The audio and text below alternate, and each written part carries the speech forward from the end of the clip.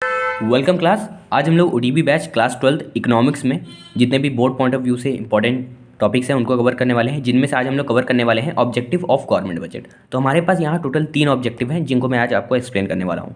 पहला है reallocation of resources, next है reducing inequalities in income and wealth, next है इकोनॉमिक स्टेबिलिटी। अब इनको हम लोग डीपली समझते हैं।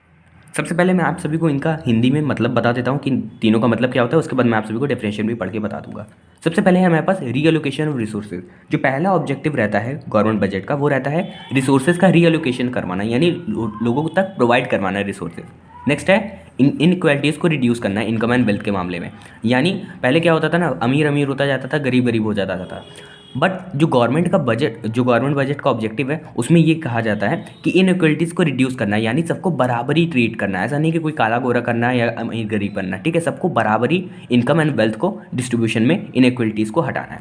नेक्स्ट है हमारे पास इकोनॉमिक स्टेबिलिटी, यानी इकोनॉमी को स्टेबल रखना है हमें। ना ज़्यादा हमारी इकोनॉमी आगे भागे ना कोई ज़्यादा इकोनॉमी हमें पीछे भागे, स्टेबल रहे हमारी इकोनॉमी, ठीक है। ये मैंने आपको सभी को हिंदी में मतलब इसका बता दिया। अब हम लोग इसकी डेफिनेशन पे आ जाते हैं। सबसे पहले है हमारे पास रीअलोकेशन of resources.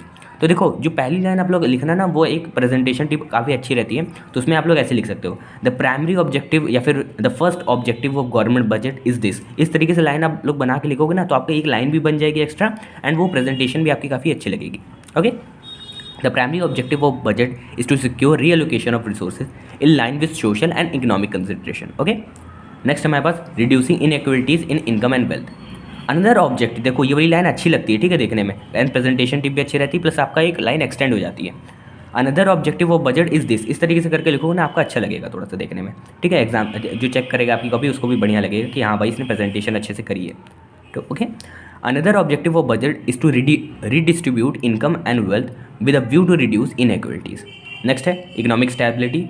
Another objective of budget is to prevent business fluctuations and to maintain economic stability in the country, ठीक है। इन तीनों की डेफिनेशन बताई।